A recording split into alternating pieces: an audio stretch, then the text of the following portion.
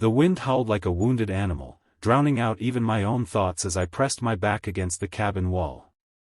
Outside, the world had disappeared into a swirling void of white.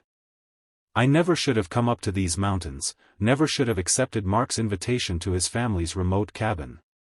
And now, trapped with his mother Diana while he was stranded in town, I was facing the most terrifying night of my life.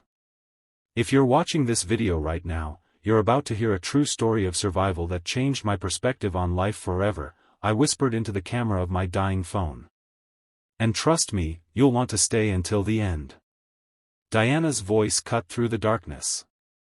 Jason, we need to conserve the batteries. And... She hesitated, her face barely visible in the dim light of our emergency lantern. We need to share body heat. The temperature's dropping too fast. What followed was a night of brutal cold, raw honesty, and the kind of courage I never knew existed in ordinary people. If you've ever wondered what you're truly capable of when pushed to the edge, this story might just show you. If this video helps even one person prepare for an emergency or appreciate the people in their life, hit that like button and subscribe. Because sometimes, the difference between life and death is simply being prepared. 12 hours earlier, everything had been perfect. The mountain views from Mark's family cabin were spectacular, the kind you only see on postcards or premium Instagram accounts. Snow-capped peaks stretched toward a brilliant blue sky, and the forecast had promised ideal conditions for our weekend of hiking and photography. You sure you don't mind staying up here with my mom while I head into town for supplies? Mark had asked that morning, keys already in hand. I'll be back before dinner, promise. Diana, Mark's mother, had rolled her eyes. For heaven's sake, Mark. I've known Jason since you two were in middle school. We'll be fine for a few hours. At 48, Diana Porter was the kind of woman who commanded respect without asking for it. A wildlife biologist who'd raised Mark alone after his father died when he was just 7, she was more comfortable in hiking boots than heels and could identify every bird call in the mountains. I'd always admired her, though we'd never spent much time alone together. No problem at all, I assured him. I've got some work to catch up on anyway. The weather report had mentioned a storm system moving in later that night, but nothing serious. Just some snow, maybe winds up to 30 miles per hour. Nothing the sturdy cabin couldn't handle, nothing that would prevent Mark from returning. How wrong those predictions would prove to be. By noon, the sky had transformed from crystal blue to an ominous gray. By 2, the first snowflakes began to fall, fat, wet clumps that stuck to everything they touched. By 3, I couldn't see the road anymore. Mark just texted, Diana said, her face tight with concern as she looked at her phone. The highway's closed. State Patrol is turning everyone back. He's going to stay with his cousin in town. I nodded, trying to hide my growing unease. Smart move. Better than trying to drive in this. Diana moved to the window, her silhouette framed against the increasingly violent snowfall. I've lived in these mountains for 20 years, and I've never seen a storm come in this fast. The cabin was well stocked for normal circumstances, plenty of food, water, basic emergency supplies. But as the afternoon wore on and the storm intensified beyond anything the forecasters had predicted, I began to understand we weren't dealing with normal circumstances. By dusk, the power flickered once, twice, and then died completely. Well, Diana said, her voice steady as she lit the emergency lantern, looks like we're going old school tonight. The temperature inside the cabin began to drop almost immediately. The main heating system was electric, with a wood stove as backup. Diana immediately set to work building a fire, her movements efficient and practiced. There should be enough wood to last through the night, she said, stacking logs beside the stove. But we need to be conservative. I checked my phone, 1 bar of service, 18% battery. I sent a quick text to Mark, power out. We're okay. Stay safe. 3 dots appeared, then disappeared, then reappeared. Finally, Emergency alert says storm now Category 5 blizzard. Winds 70 plus mph. Stay away from windows. Use wood stove. We'll try to get rescue when possible. Love you both. I showed the message to Diana, whose face remained calm, though I noticed her hands tighten around the poker she was using. Well, she said after a moment, looks like we're in for quite a night. By midnight, the temperature inside the cabin had dropped to 45 degrees despite our best efforts with the wood stove. The problem wasn't just the cold, it was the wind. Gusting at what must have been hurricane force, it found every crack and crevice in the cabin structure, sending knife-like drafts through the rooms. The windows rattled so violently I feared they might shatter. Outside, the world had disappeared into a howling white void. The noise was the worst part, a constant, maddening shriek that made conversation nearly impossible without shouting. Diana and I had pulled all the blankets and sleeping bags into the main room near the stove, creating a small island of relative warmth. We'd been taking turns adding logs to the fire, carefully rationing our supply. How long do these storms usually last? I asked during a brief lull in the wind. Diana's face looked ghostly in the firelight. Normally? A day, maybe 2. But this. She shook her head. This isn't normal. A sudden, violent gust hit the cabin, and something cracked loudly overhead. We both looked up in alarm. That didn't sound good, I said, trying to keep my voice light. Diana stood, grabbing the lantern. Let's check the attic access. We made our way to the hallway where a trapdoor in the ceiling led to the small attic space. Diana handed me the lantern and pulled down the folding ladder. Stay here, she said. I'll take a quick look. Before I could protest, she had climbed up and disappeared into the darkness above. I heard her moving around, then a sharp intake of breath. Diana? Everything okay? Pass me the lantern, she called down. I handed it up, and a moment later heard her mutter something that sounded like a curse. We've got a problem, she said, her head appearing at the opening. Part of the roof has cracked. Snow's coming in. My stomach dropped. How bad? Bad enough. If it gets worse, we could have a partial collapse. She climbed down, her expression grim but composed. We need to move everything to the south side of the cabin. That part of the roof looked more stable. We worked quickly, relocating our nest of blankets and the essential supplies. The wood stove, unfortunately, couldn't be moved, which meant we'd be further from our heat source. As if on cue, the temperature seemed to plummet further. My fingers were growing numb despite the gloves I'd put on, and I could see my breath clouding in front of my face. Diana checked her watch. It's 1:30 a.m. The coldest part of the night is still ahead of us. She looked at me appraisingly, then made a decision. Jason, we need to conserve the batteries. And? She hesitated, her face barely visible in the dim light of our emergency lantern. We need to share body heat. The temperature's dropping too fast. I nodded, trying to appear casual about the suggestion. This was survival, nothing more. Diana was my best friend's mother, but more importantly in this moment, she was a fellow human being facing a dangerous situation. Of course, I said. Whatever we need to do. We arranged the sleeping bags to create one larger bedding area, layering blankets on top. Diana was practical and matter-of-fact, treating the situation with the clinical detachment of someone who had spent years in the field. Back-to-back is most efficient, she said. Less heat escapes that way. We settled in, our backs pressed against each other. Even through layers of clothing, I could feel how cold she had become. Or perhaps it was me who was cold, it was becoming difficult to tell. Try to sleep if you can, Diana said. I'll wake you when it's your turn to add wood to the stove.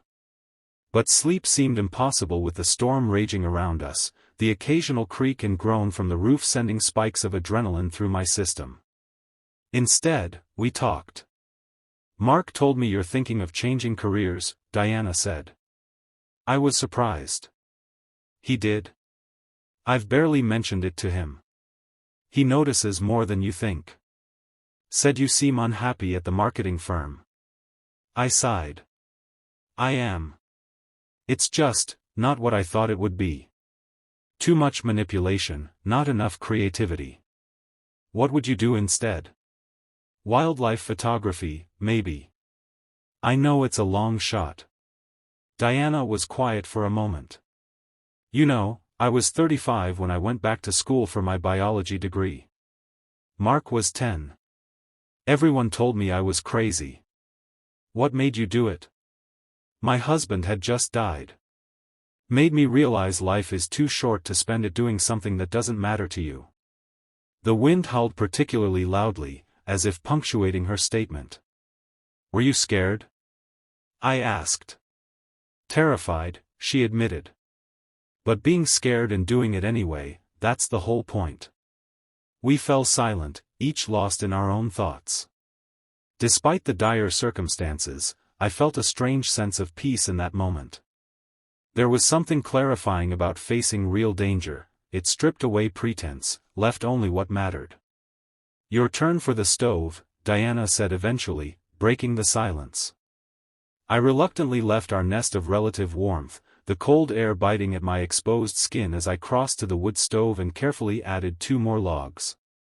The fire had died down considerably, and I poked at the embers, coaxing them back to life. Through the window, I could see nothing but swirling white, illuminated briefly by the lantern's glow. The world beyond the glass might as well not have existed. When I returned to our makeshift bed, Diana had turned to face my side. It's getting colder, she said simply. Back to back isn't enough anymore. She was right. The temperature had dropped further, and the south side of the cabin, while structurally sounder, was further from the stove's limited heat. What do you suggest? I asked. Standard wilderness survival. We need to lie facing each other. Maximum surface contact means maximum heat retention. There was nothing awkward in her tone, this was about survival, pure and simple. I nodded and got back under the covers, facing her. We arranged ourselves like puzzle pieces, her head tucked under my chin, my arms around her back, her arms between us. It was intimate in the way that all human contact is intimate, but there was nothing inappropriate about it. This was life and death. Mark would find this hilarious, Diana said after a moment, a hint of amusement in her voice. I couldn't help but laugh. He'd never let us hear the end of it. Remember when you two got lost on that camping trip in high school? He came home with poison ivy in places I didn't want to know about. The memory made me smile. That was my fault. I was sure I knew a shortcut. You two and your shortcuts, she sighed. Always looking for the easier path. Is that how you see me? I asked, surprised by the assessment. Diana was quiet for a moment. I think you're someone who hasn't been pushed to find out what you're really capable of. Yet. Her words hung in the air between us, challenging and somehow comforting at the same time. Well, I said finally, I guess tonight is as good a time as any to find out. I must have dozed off despite the cold and noise, because I woke with a start to a different sound, a sharp crack followed by a groan of timber. Diana was already sitting up, alert. That's the roof, she said, her voice tight. We need to move. Now. We scrambled out of our blanket nest, grabbing the essentials, lantern, water, phones. Just as we reached the doorway to the kitchen, there was a tremendous crash behind us. I turned to see a section of the ceiling collapse, bringing with it a cascade of snow and frigid air. The bathroom, Diana shouted over the now deafening wind. It's the most interior room. We made our way through the dark cabin, the lantern casting wild shadows as we moved. The bathroom was tiny, just a shower stall, toilet, and small sink, but Diana was right. With no exterior walls, it would be our best chance. We closed the door behind us, but the damage was done. The cabin's interior temperature was now barely above the outside air. Our breath came in visible puffs, and my hands had gone from numb to painful. "What now?" I asked, trying to keep the fear from my voice. Diana was already pulling the shower curtain down from its rod. "We create a smaller space. The smaller the space, the easier to heat with our bodies." We arranged ourselves in the bathtub, the shower curtain draped over us like a tent, blankets wrapped around our bodies. The porcelain was ice cold against my back, but at least we were out of the direct draft. "Check your phone," Diana said. "Any service?" I pulled it out. No bars, 9% battery. "Nothing." "You?" She shook her head. "Dead." The reality of our situation was becoming clearer by the minute. The cabin had been compromised. The temperature was well below freezing and dropping. We had no way to call for help, and even if we could, no rescue would be possible until the storm abated. "We need to stay awake," Diana said, her voice taking on a new urgency. "If we fall asleep in these temperatures." She didn't need to finish the thought. Hypothermia was a silent killer, lulling its victims into a final sleep from which they never woke. "Talk to me," I said. "Tell me about your research." "Anything." Diana began speaking about her work studying the migration patterns of mountain lions, her voice deliberately animated. I responded with questions, keeping the conversation going. We talked about everything and nothing, favorite books, worst movies, embarrassing stories from Mark's childhood. But as the hours wore on, it became harder to focus. My thoughts grew sluggish, and Diana's responses came more slowly, her words occasionally slurring. "Diana," I said, shaking her gently when she fell silent mid-sentence. "Stay with me." Her eyes, which had been drifting closed, snapped open. "Sorry. Just resting my eyes." "No resting," I insisted. "Tell me about the scariest thing you've ever done." She thought for a moment, her face pale in the lantern light. "Becoming a mother," she said finally. "Nothing else comes close." "Really? Not field research with predators? Not climbing mountains?" She shook her head. "When they put Mark in my arms for the first time, I was terrified. This tiny human was completely dependent on me. One mistake could be catastrophic. But you did it anyway. You don't get a choice with some fears. You just walk through them." The lantern flickered, the battery beginning to fail. Soon we would be in complete darkness. "I'm so cold," Diana admitted, her voice smaller than I'd ever heard it. I pulled her closer, rubbing her arms through the blankets. "Tell me more about Mark as a baby. What was his first word?" "No," she said with a weak laugh. "Should have been a warning. Mine was more. Also fitting." We continued like this, fighting to stay alert as the cold penetrated deeper into our bodies. The lantern gave one final glow, then died, plunging us into darkness. In the black void of the bathroom, with only the sound of the wind and our breathing, time lost all meaning. Minutes might have been hours. The cold became a physical presence, a third entity in the small space with us. "Jason," Diana said, her voice barely audible. "If I don't make it." "Don't," I interrupted. "We're both making it. Mark would kill me if I let anything happen to you." "Listen," she insisted. "If I don't, tell Mark I'm proud of him. Tell him not to play it safe. Life's too precious for that." I felt a surge of determination. "Tell him yourself. When we get out of here." "When we get out," she repeated, but I could hear the doubt in her voice. I fumbled for my phone, pressing the power button. The screen lit up, 3% battery, casting a blue glow over Diana's face. Her lips had taken on a bluish tint, her skin waxy. "We need to move," I decided suddenly. "Generate some heat." "Can't," she murmured. "Too tired." Yes, you can, I insisted, pulling her upright. We're going to dance. Dance? The absurdity of dance? The absurdity of the suggestion seemed to break through her lethargy. Jason, we can barely stand. Exactly why we need to move. I helped her out of the bathtub, both of us wincing as our stiff limbs protested. Nothing fancy. Just sway. Generate heat.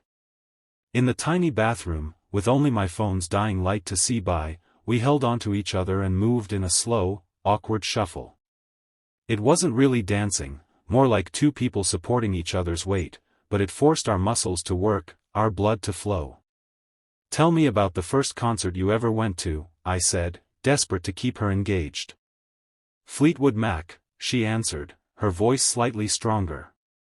I was 16. Snuck out of the house. Diana Porter, rebellious teenager. Who would have thought? A ghost of a smile crossed her face. I had my moments. We continued our strange dance until my phone battery finally died, plunging us back into darkness. But the movement had helped, I could feel warmth returning to my extremities, and Diana's breathing seemed steadier. We need to keep this up, I said. Even in the dark. I'm not sure I can, she admitted. Then I'll hold you up. We take turns. That's how we survive. And so began the longest night of my life. In complete darkness, we moved, rested, talked, and moved again. When Diana's strength failed, I supported her weight. When mine gave out, she did the same for me. We shared stories I never thought we'd tell each other, regrets, hopes, fears laid bare in the face of mortality. I always wanted to see the northern lights, Diana confessed during one rest period. We will, I promised. When we get out of here. Mark, you, and me. We'll go to Iceland. I'd like that, she said softly. As the hours passed, I lost all sense of time. The cold remained our constant enemy, but our movements and shared body heat kept the worst of it at bay. We were surviving on willpower alone. Then, sometime in what must have been early morning, I noticed a change. The howling of the wind had lessened. Not stopped, but diminished from a roar to a moan.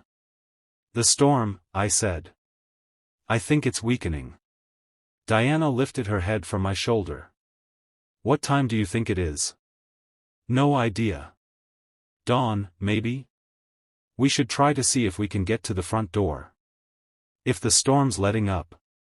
The unspoken thought hung between us, we might be able to signal for help, or at least assess the damage.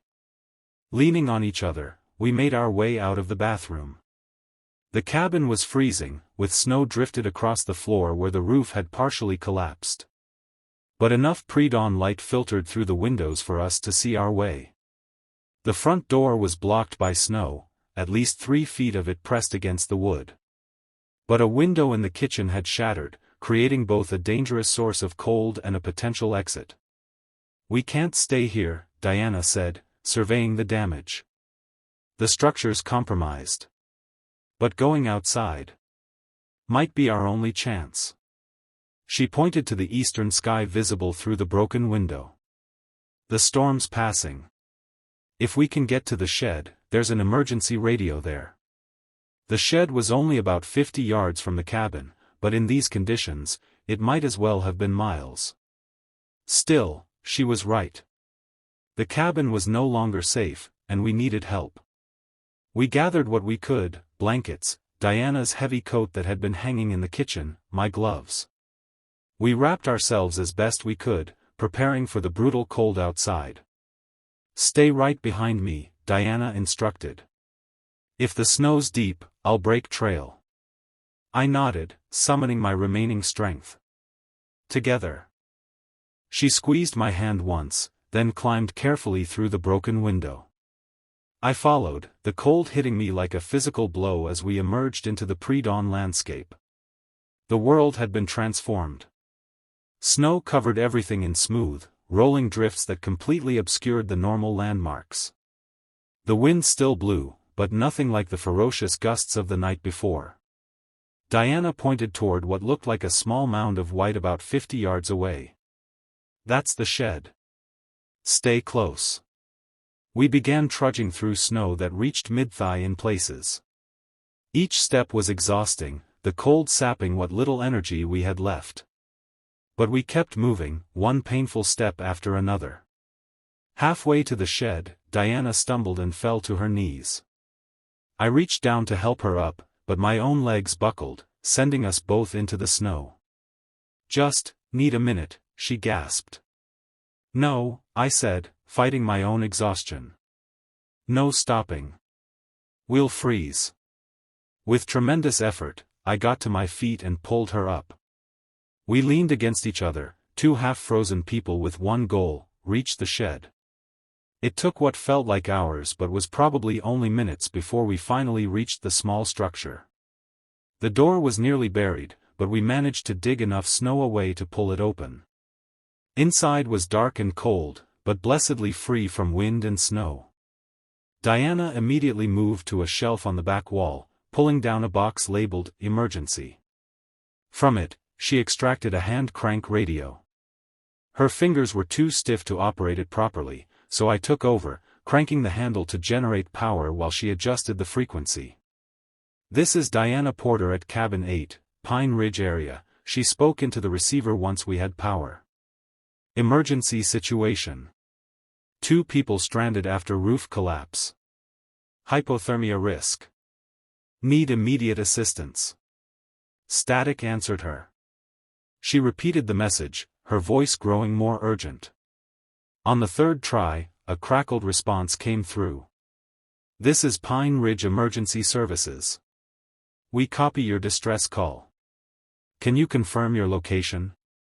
Diana provided coordinates and details about our situation. The voice on the other end responded with blessed news.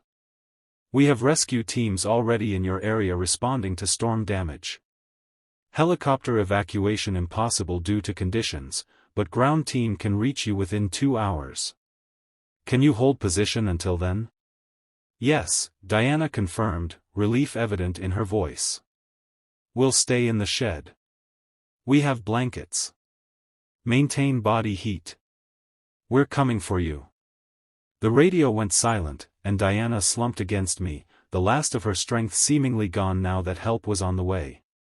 "We did it," I said, wrapping my arms around her. "We're going to make it." She nodded against my chest. "We just need to stay awake a little longer." We settled on the floor of the shed, wrapped in our blankets, bodies pressed together for warmth. The immediate danger had passed, but the cold remained a threat. We had to stay conscious until help arrived. "Tell me something you've never told anyone," I said, fighting my own exhaustion. Diana was quiet for so long I feared she'd fallen asleep. Finally, she spoke. "I'm scared of ending up alone. Mark will move on with his life, as he should. My research takes me to remote places. Sometimes I wonder if I've chosen a path that guarantees solitude." The confession surprised me. Diana had always seemed so self-sufficient, so complete in herself. "I don't think you'll be alone," I said. "You have a way of drawing people to you. Even in a blizzard." She laughed softly. "What about you? What's your never-told secret?" I considered the question. After facing death together, there seemed little point in holding back. I've spent my whole life trying to find the easy way. The shortcut. I think that's why I'm unhappy now. I took the path that seemed easiest, not the one that mattered. "It's not too late to change direction," she said. "I know that now." I looked down at her. "Nothing worth having comes easily." We continued talking as the light outside strengthened, marking the full arrival of dawn. We shared dreams, regrets, hopes for the future, the kind of raw, honest conversation that only seems possible in the aftermath of survival.